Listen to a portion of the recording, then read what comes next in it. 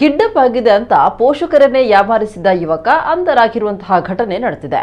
ವರುಣ್ ನಾಯಕ್ ವಂಚಕ ಯುವಕ ಉಡುಪಿ ತಾಲೂಕಿನ ಪುತ್ತೂರು ಗ್ರಾಮದ ಅಂಬಾಗಿಲು ನಿವಾಸಿ. ತನ್ನನ್ನ ಯಾರೋ ಅಪಹರಿಸಿದ್ದಾರೆ, 5 ಲಕ್ಷ ಕೊಡಿ ಅಂತ ಅಮ್ಮನಿಗೆ ಕರೆ ಮಾಡಿದ್ದ. ಕರೆಯಿಂದಾಗಿ ಗಾಬರಿಗೊಂಡ ಪೋಷಕರು ಉಡುಪಿ ನಗರದ ಠಾಣಾ ಪೊಲೀಸರಿಗೆ ದೂರನ್ನ ನೀಡಿದ್ರು. ಅಪಹರಣ ಕೇಸ್ ಪತ್ತೆ ಹಚ್ಚಲು ಪೊಲೀಸರ ತಂಡ ರಚನೆಯನ್ನ ಮಾಡಿದ್ದು, ಲೊಕೇಶನ್ ಪತ್ತೆ ಹಚ್ಚಿದಾಗ ಯುವಕ ಗೋವಾದಲ್ಲಿ ಇರೋದು ಬೆಳಕಿಗೆ ಬಂದಿದೆ. ಲೊಕೇಶನ್ ಹುಡುಕಿಕೊಂಡು ಹೊರಟ ಪೊಲೀಸರು ಗೋವಾಗೆ ತೆರಳಿದಾಗ ಸ್ವತಃ ಪೊಲೀಸರಿಗೆ ಶಾಕ್ ಆಗಿದೆ.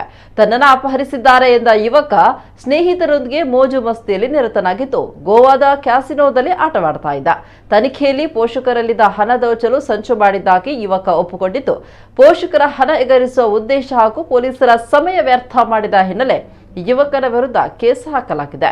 ಇದೀಗ ವಂಚಕ ಯುವಕನಿಗೆ 15 ದಿನಗಳ ನ್ಯಾಯಾಂಗ ಬಂಧನ ವಿಧಿಸಲಾಗಿದೆ.